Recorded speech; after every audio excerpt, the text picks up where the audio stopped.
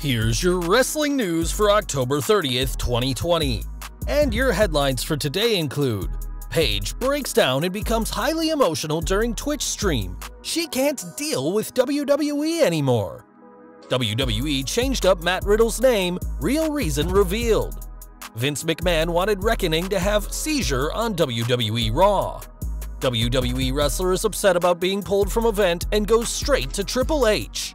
Netflix is making Vince McMahon documentary series, interesting details revealed. WWE NXT Halloween Havoc ends AEW Dynamite's viewership winning streak. Person behind the recent COVID outbreak in WWE is revealed. Thunder Rosa fooled everyone, her current contract situation is finally revealed. Ronda Rousey Raw arrest angle is listed as real on Trump celebrity supporter recruitment list. Jake Hager still undefeated in MMA after Bellator 250 win. Miro says AEW absolutely doesn't need Brock Lesnar, and more. We're kicking off today with concerning news from Paige, as the former Divas champion broke down during a recent Twitch stream. During the video, Paige read something from her phone, possibly from WWE, which caused her to get very emotional after that.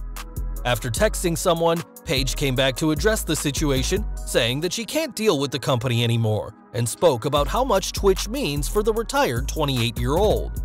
She added, "They don't realize that this community isn't just about subs. It isn't about that. We built a wonderful community, a wonderful family where this is an escape for a lot of people, including myself. I had to have something that fulfilled even a small part of that huge void that I lost with wrestling." Paige addressed how maybe she'd react differently if she was an active superstar, saying, "I understand if they're like, hey, if you're wrestling every day, if you're doing shows every day, if you're on TV constantly, that's fine.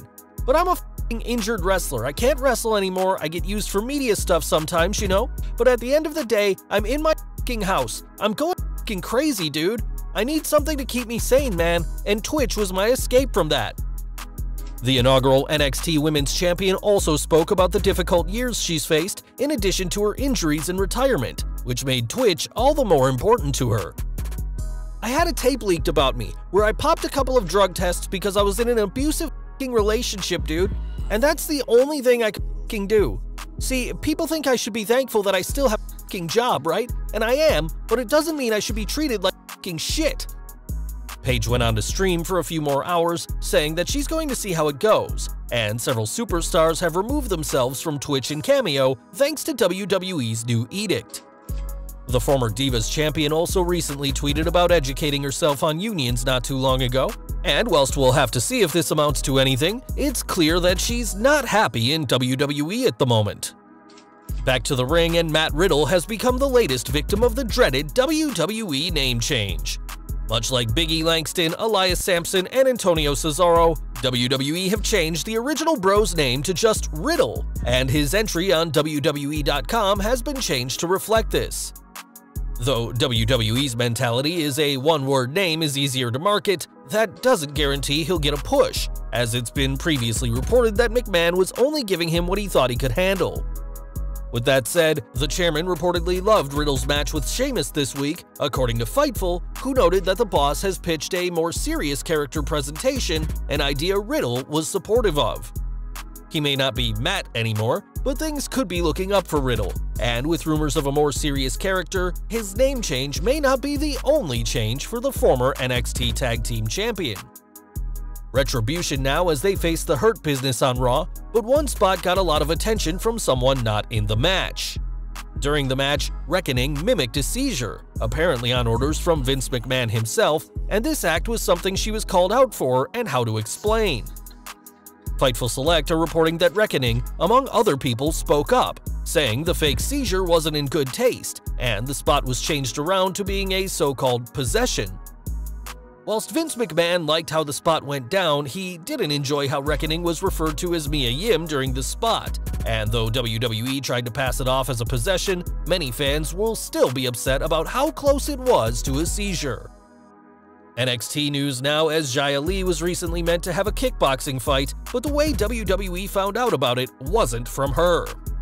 According to Fightful Select, the company didn't learn about the fight until an interview with the event's promoter, which we previously covered, and WWE opted to pull her from the show. Whilst almost everyone understood why WWE pulled her, Lee didn't and was upset at WWE, believing that they weren't giving her respect. This alleged lack of respect seemingly extends to the ring, as several people have said that Lee has gotten frustrated from not being used much on NXT TV after years with the company, and she talked to Triple H about her concerns. It's uncertain how the conversation went, but Triple H appreciated the initiative, and Lee was also adamant that she could hold her own if given an opportunity in NXT. It's just as likely that WWE will punish her for doing this as they will reward her for trying to prove herself, and we'll have to see if there's any major changes for Lee's career from here. Now, WWE may have their own award-winning network which boasts countless hours of content, but for a personality as big as Vince McMahon, we need a bigger platform for the chairman of the board. During WWE's third quarter investors call, WWE President and Chief Revenue Officer Nick Khan mentioned that Netflix is making a docuseries about McMahon, which is in the early stages.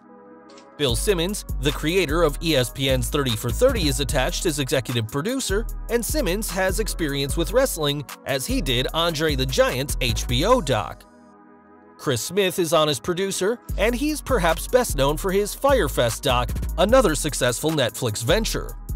With WWE and Netflix in this project, it's no wonder why it's reported that McMahon's docuseries will have one of the largest Netflix budgets of all time, though we wonder how the money will be spent. We also realize that the docuseries could have quite a narrative, and given that it's a collab, it's not likely that WWE will sign off on broadcasting the sketchier parts of Vince's past. With this docuseries, it's no wonder why Vince was in a very good mood during the investors call, and we're certainly interested to see how it plays out. Halloween Havoc news this week, as after fans waited years for the concept to be brought back, the numbers told an impressive story. With 876,000 viewers to Dynamite's 781,000, it was the Gold brand that got a rare win this week, though we'll have to see how things are with next week's go-home show for AEW Full Gear. Back to WWE next, and the company recently had another outbreak in the Capitol Wrestling Center, and now we know how this started.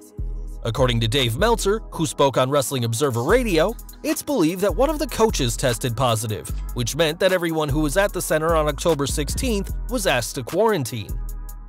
It's unclear if this changed any of the booking from this week's Halloween Havoc, though it was also noted that Indy Hartwell was supposed to be the one in the Ghostface costume during the women's title match, but couldn't make it due to this latest outbreak. Hopefully, WWE can avoid having any more outbreaks and quarantine-related issues, but as the number of positive cases continue to rise in America, it's going to get even more difficult. Now, we previously reported that Thunder Rosa has been teasing moving to a new promotion following her NWA Women's Championship loss, but now Billy Corgan has cleared things up. After losing the gold to Serena Deeb, Rosa teased moving to either AEW or WWE, but according to Corgan, that won't be happening just yet.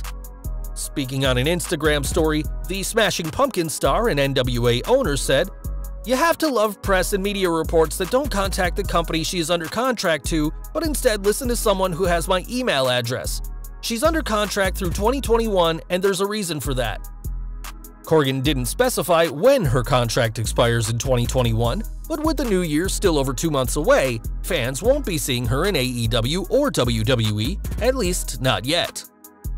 Ronda Rousey news next, as the former Raw Women's Champion hasn't appeared since her WrestleMania 35 loss, but is kept pretty busy in regards to politics.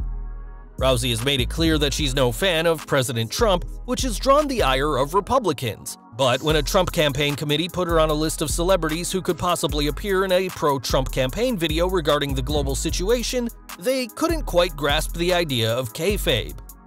On the list, it notes that Rousey shouldn't be in the video because she was arrested at a WWE event in 2019. And while this technically did happen, anyone who's seen the Hot Rod's arrest knows it wasn't real and was part of her feud with Becky Lynch and Charlotte Flair. Whilst Rousey wasn't actually arrested, she did cut herself up pretty bad by destroying the cop car window, and whilst she wasn't charged for this, it's clear some people in politics need a lesson on what's real and what isn't. Back to WWE's new rule, as several superstars have pulled themselves from platforms, as though they could remain, it wouldn't be beneficial for them at all. Whilst Big E once topped all superstars with cameo requests leading to some pretty epic videos, he's gone from the platform, whilst Matt Riddle, Kevin Owens, Cesaro, Aleister Black, and Zelina Vega are just some of the many names to also deactivate their accounts.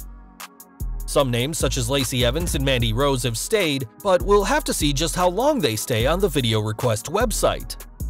WWE's new rule means that they take full ownership of all Twitch and Cameo accounts, including getting all the profits, but they give a percentage of that money to the superstar who earned it, and that percentage also comes out of their downside guarantee.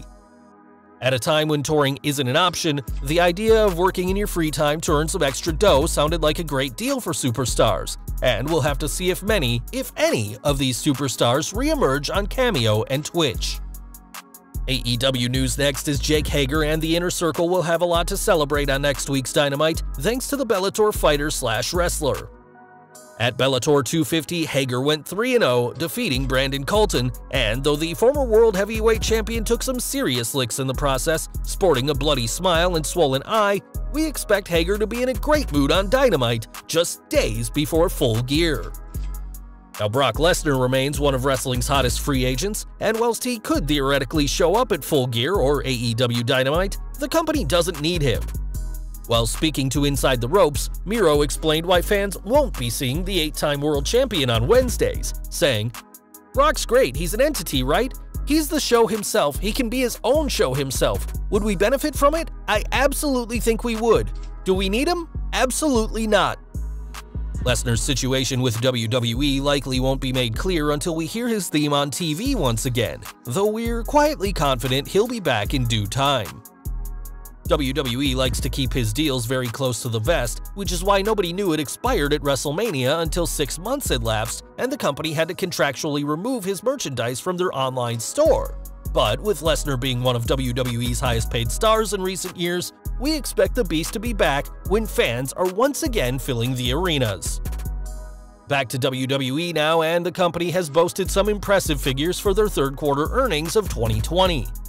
With a 19% increase from the previous year, the company earned $221.6 million in quarter 3, and there was also an increase in digital video views and e-commerce.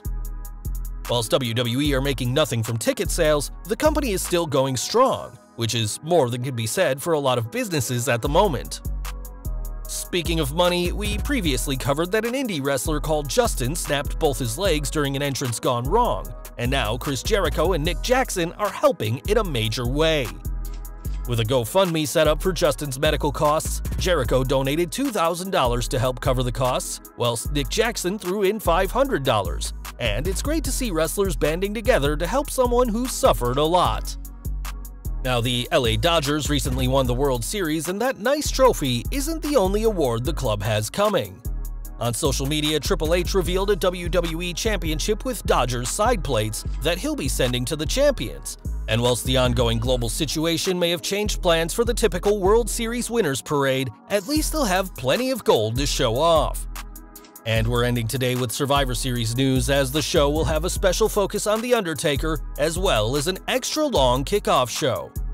According to WWE.com, the kickoff will start at 5 p.m. Eastern, which means it'll be 2 hours long before the pay-per-view begins at 7 p.m. It wasn't noted if this will mean that there will be any additional matches put on the kickoff show due to this 2-hour window, but with the kickoff show now being the same length as an episode of NXT or SmackDown, it's likely there'll be at least one match that'll happen before Survivor Series gets underway.